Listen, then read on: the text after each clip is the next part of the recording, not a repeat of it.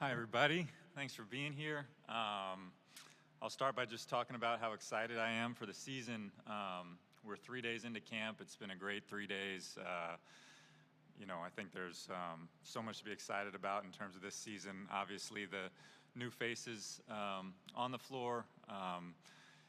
We're excited about the offseason we had, not only in terms of bringing Kalia back, but Alyssa and Satu, and then I would say all the rest of the additions too, Sammy, Kalani, all the way down to our training camp invites. It's a really talented group, really talented camp, and we have roster spots to be won. So it's going to be a competitive camp. It's going to be a fun camp. I think our staff is really in a great place, year two, and happy to take your questions, but it's going to be an exciting year. Hey, Nick Elioff, goodbye, Sports 360 AZ. Good to see you. You too. So you just mentioned new big three, so much energy coming in. When you get to watch it, everything you've built over the offseason on the court during training camp, what's it been like to see it come to fruition and see those three also be the leaders that you're looking for too? It's been great. They've played at, we're only 3 days in, but they've played at a really high level, and it's fun to see what they've sort of looked like already in 3 days and to think what can come beyond that. Talked a little bit in terms of at some of their press conferences earlier within the last few months. I think their games all complement each other really well, and the good news is they make everyone else around them better.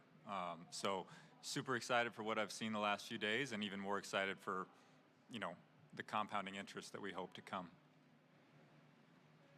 Nick, Hayden Silly with Clutch Points. Like Elioff said, nice to see you again. Yeah, thanks.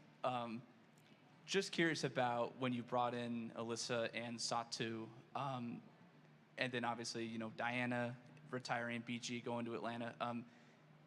Did you know, or did you have a sense of sort of whether Diana would retire, BG would leave? Because, you brought in AT and Satu before all of that happened. So I'm just curious if you kind of knew that something like this would happen, or if it was just kind of a spur-of-the-moment thing to sign those two?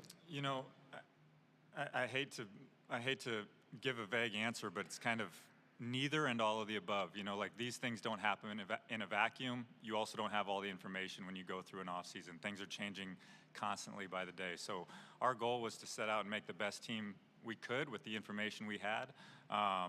And so I think people tend to think you know everything and everything happens all at once. I can tell you that's not how it happens. Things are changing by the hour, by the day in free agency, and so our goal was to make the best team we could, and we're really happy with what's come of that. Hey, Nick, Mark McClune, Arizona's Family, 3TV, CBS 5. Good to see you. You too. It's with so many new faces for fans this year, kind of getting to know this team. What is your vision for how this team will look and how this team will play?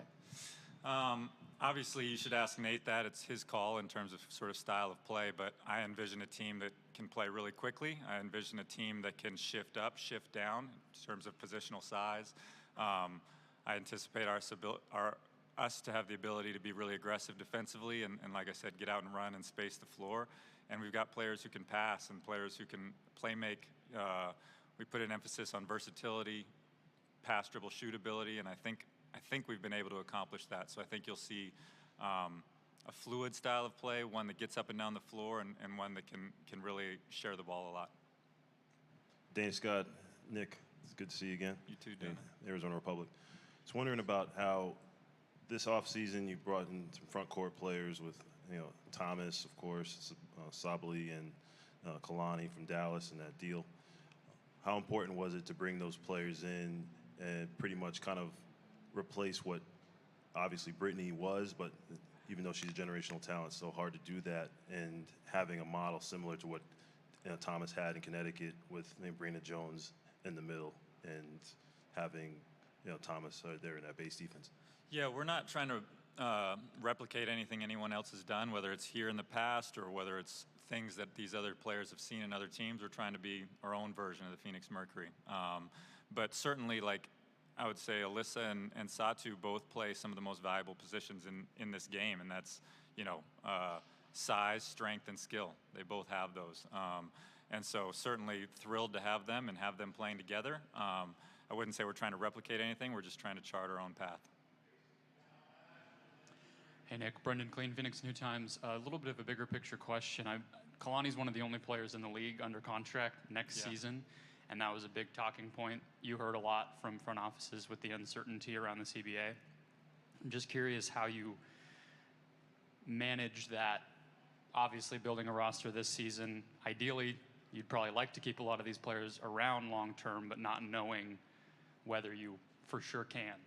Yeah, it's we've talked about it a little bit. I know it's been written about. Like, I think this offseason is going to be one unlike any league has ever faced ever before. It's so unique, and then within that, in a more narrow lens, obviously there aren't very many people that are under contract past this offseason, with Kalani being one of them. So Kalani's a great value add in terms of her ability to play on the floor here and now. That's the ultimate reason we were excited about having her. But certainly there's a contractual element that's really appealing too. I can't say what happens or what doesn't happen in terms of her or any other player, but having somebody who's locked in at a number is valuable.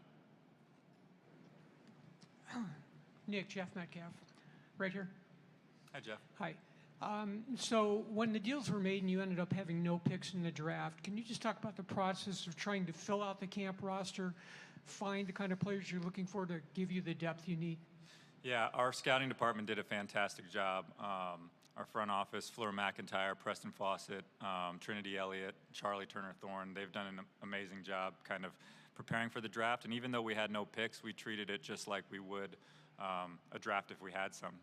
Obviously, there's always the ability to trade into a draft. So we were there, we were locked in.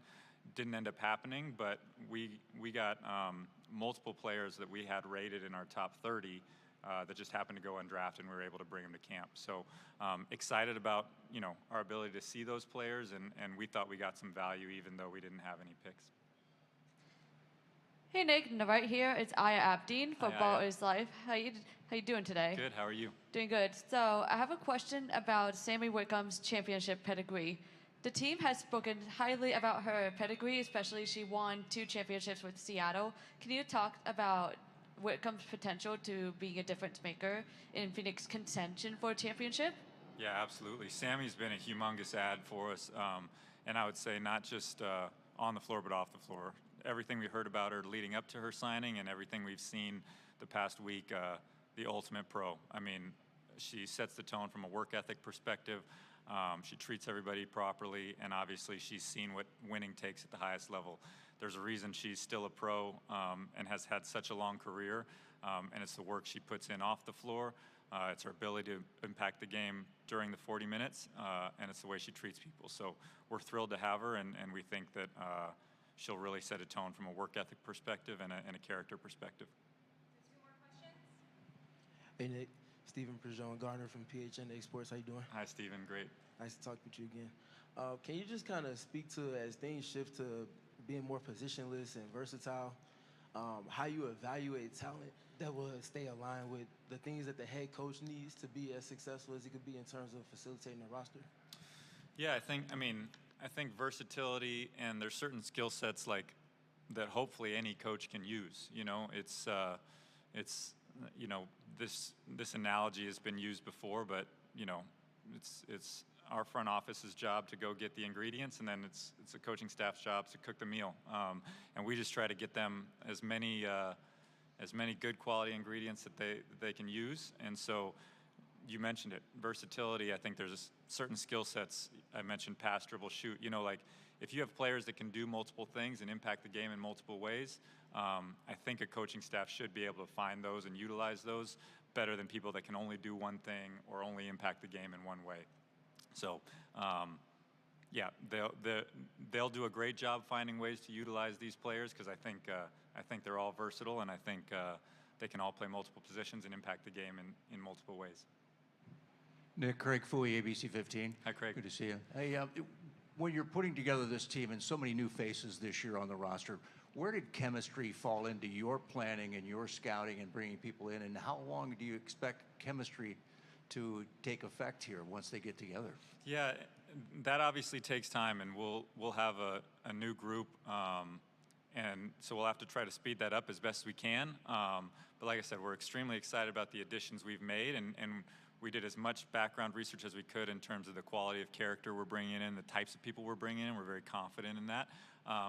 But there's no denying that takes time, and this is a short season. The W is a very short season, so we're going to try to expedite that. Good news is our coaching staff is they're extremely talented in terms of building an energy in the gym that people want to come to work every day, and I think that matters.